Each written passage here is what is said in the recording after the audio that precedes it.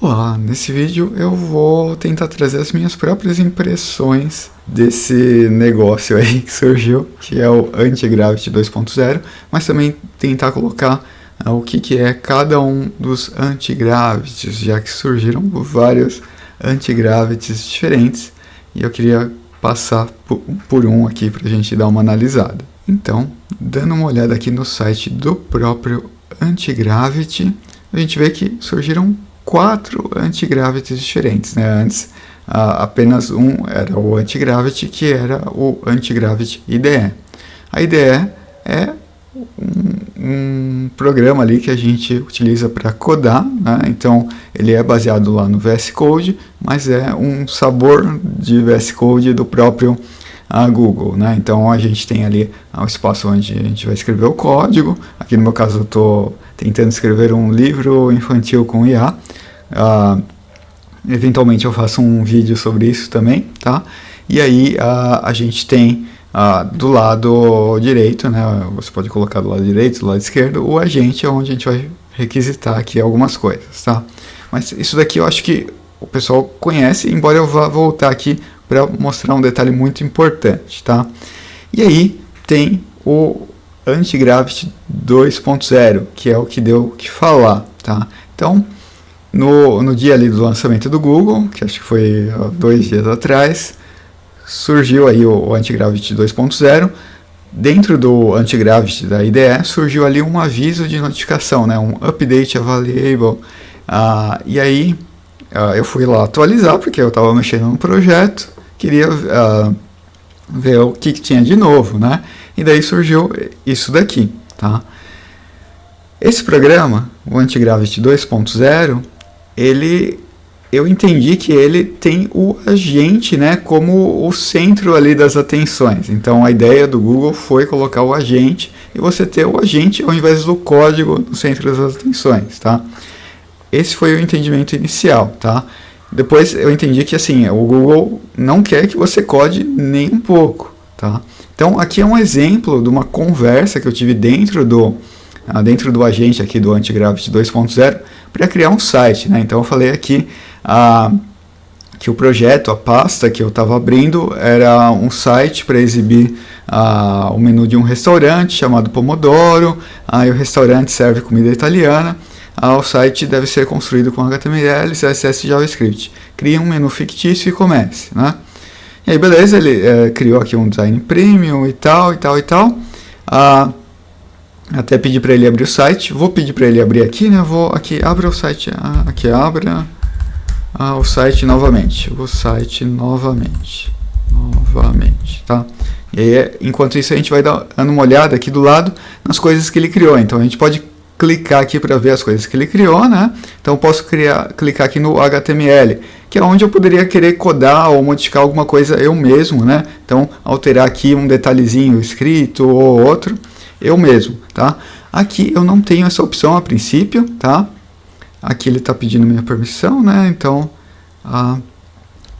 deixa eu só autorizar, mas aqui vamos ver se a gente tem alguma opção de autorizar. Não, né? Então a gente pode buscar aqui alguma questão dentro do código ou copiar o conteúdo, tá? Ou eu posso também, aqui do lado direito aparece um balãozinho clicando, onde eu posso clicar em comment, tá? E aí eu posso comentar o código para ele, para que ele tenha o contexto para ele mesmo alterar, tá? Então aqui ele colocou no localhost. Deixa eu mostrar o site que ele criou para a gente, né? Então aqui o menu do restaurante com um site bem bonito, tá? Eu diria que ficou bem bonito, né? Com o menu aqui de vários pratos e preços diferentes. A gente poderia pedir para ele alterar. Aqui tem até o espaço para a pessoa fazer a solicitação de reserva, colocou o endereço e tal. E a gente poderia pedir e ir pedindo, vai bicodando aqui o site, né? Para ele ir alterando, se a gente gostasse desse visual, ou pedir para ele até alterar o visual. Beleza, né?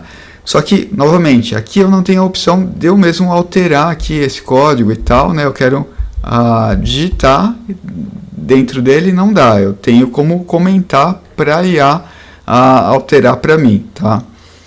Tenho aqui também a opção de review, né? De opções. E aí, que eu diria que não me ajuda muito, tá? Então eu consigo eventualmente comparar aqui as modificações e tal, e ter uma visão geral de tudo que foi feito ou tudo que está rodando aqui dentro dos meus processos, né? Eu consigo ver aqui que ele está usando o Python para rodar esse site que ele criou e tal. E aí é isso, tá? Dentro do Antigravity 2.0, deixa eu até dar um zoom aqui, eu não consigo dar zoom, inclusive, olha só. Eu tenho pouquíssimas opções, né? Aqui, olha só, eu tenho sim a opção de dar um zoom in, só que não tem um atalho para isso da mesma forma aqui no VS Code, né? Mas aqui do lado esquerdo, né, eu tenho os projetos, que seriam as pastas, mais ou menos as pastas dentro do meu computador, onde eu estou trabalhando em alguma coisa, né? E eu tenho aqui histórico de conversações, tá? E eu tenho também a opção de agendar tarefas, né? O que em tese até seria legal. Eu acredito que a gente já tem essa opção dentro do próprio Gemini lá no site, né? Mas seria uma opção legal aqui para o local, tá? E aí a gente tem a opção de iniciar uma nova conversa ou criar um novo projeto, tá? Também tem uma paleta de comandos e tal. Mas assim, é isso, né? Então ele não é uma IDE, ele não tem a intenção de ser exatamente uma IDE, aparentemente, tá? Mas ele tem a intenção de matar a IDE. Por que eu acho que ele ainda tem a intenção de matar a IDE, tá? Eles criaram lá as 4 opções de Antigravity, só que eu já baixei ali, né? Eu tive que desinstalar o Antigravity IDE do meu computador para instalar o 2.0. E aí depois eu instalei novamente, né? E isso daqui, no meu entendimento, não é exatamente uma versão nova. Eu ainda tenho a opção de Update Available aqui dentro, né? Então, eles estão considerando que isso daqui é algo antigo e algo que vai ser deixado de lado eventualmente, tá? Então, eventualmente a gente vai ter que passar para o VS Code se a gente quiser usar uma IDE e usar ali, por exemplo, o Antigravity CLI, que é o que eu já vou mostrar, tá? Mas aqui a gente tem ainda a IDE como opção. Eu acho que eles perceberam que talvez o resultado ali, a impressão inicial do pessoal não fosse ser tão legal. Já vi algumas pessoas elogiando, mas eu ainda acho que não é o ideal, porque toda a IA aqui em projetos minimamente complexos, né, quem trabalhou em projetos minimamente complexos, não importa se você está usando um modelo mais avançado ou não, ela vai errar eventualmente, e é muito mais eficiente você mesmo editar o código se você sabe o que você está fazendo, tá? Tem lá o pessoal que não sabe o que está fazendo em termos de código, que é só vai codar, beleza, daí eu acho que faz sentido até, né? Daí nem precisaria dessa feature de você conseguir olhar o código em algum momento, né? Porque você não vai mexer nele efetivamente, tá? E aí, beleza, o que faria sentido para mim do Antigravity é ele ser algo muito mais parecido com o Gemini, lá do site do Gemini, só que local, como o Cloud Desktop é o Cloud Desktop, né?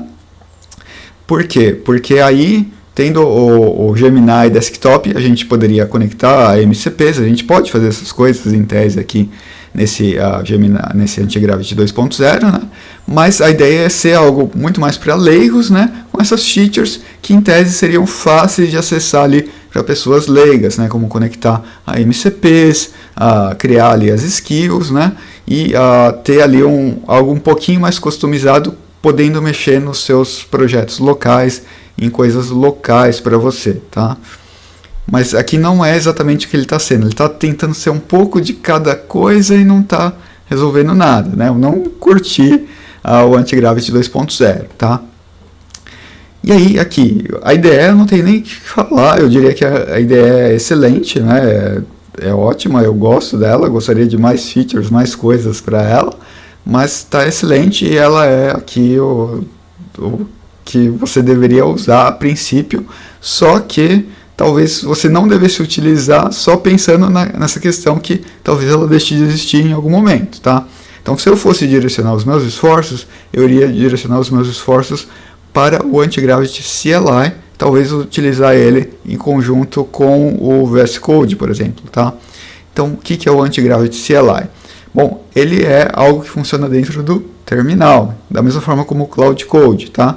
Só que é o Cloud Code do Google, e até eu achei engraçado, né, que para você chamar ele, você tem que digitar AGY, né, que seria AGY, ao invés de AGI, né? AGY, eu achei engraçado.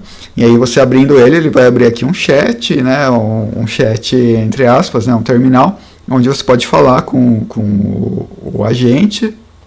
Você tem uma série de features, tal, né? Então você pode falar que se concentrar em agentes pré-construídos, específicos para tarefas bem específicas. Você consegue também ver aqui questões de artefatos que ele criou,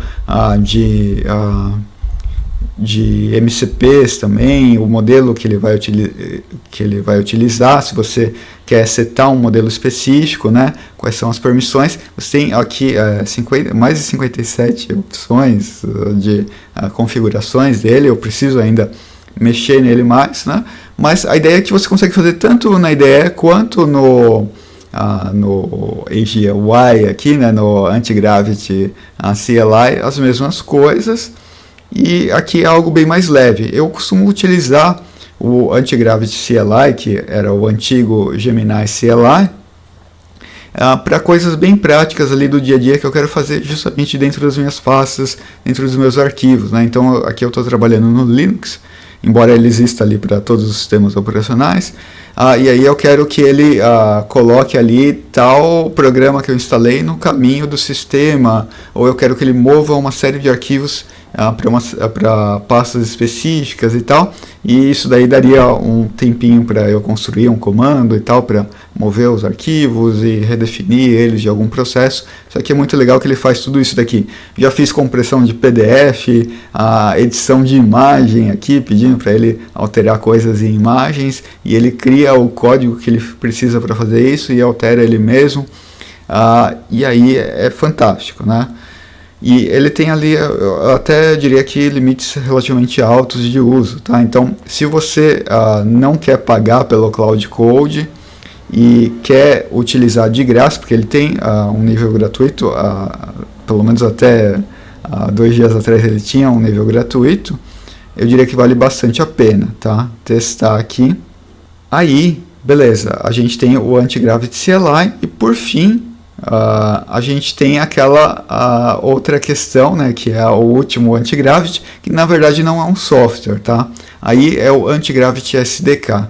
O Antigravity SDK é justamente para quem programa, tá? Então ele é uma biblioteca Python para que você consiga configurar e criar os seus agentes específicos. Lembra que eu mostrei aqui no terminal que a gente tinha a opção de agents, né? Então a gente consegue colocar em cada um dos Antigravities aqui que eu mostrei, tanto o IDE, quanto o Antigravity 2.0, quanto o CLI, a gente consegue focar em agentes específicos configurados, né, para executar tarefas específicas. Isso daí é especialmente interessante, por exemplo, se você trabalha numa empresa e tem aquela tarefa específica, por exemplo, a conversão de código Java para Python, né? E daí você configura, pega todas as chamadas de ferramentas ou códigos pré-configurados que o agente precisa chamar e a ordem que ele precisa fazer. Isso daqui é muito legal, né? Então você consegue definir e criar isso daqui. Eu posso trazer e mostrar como que faz essa construção,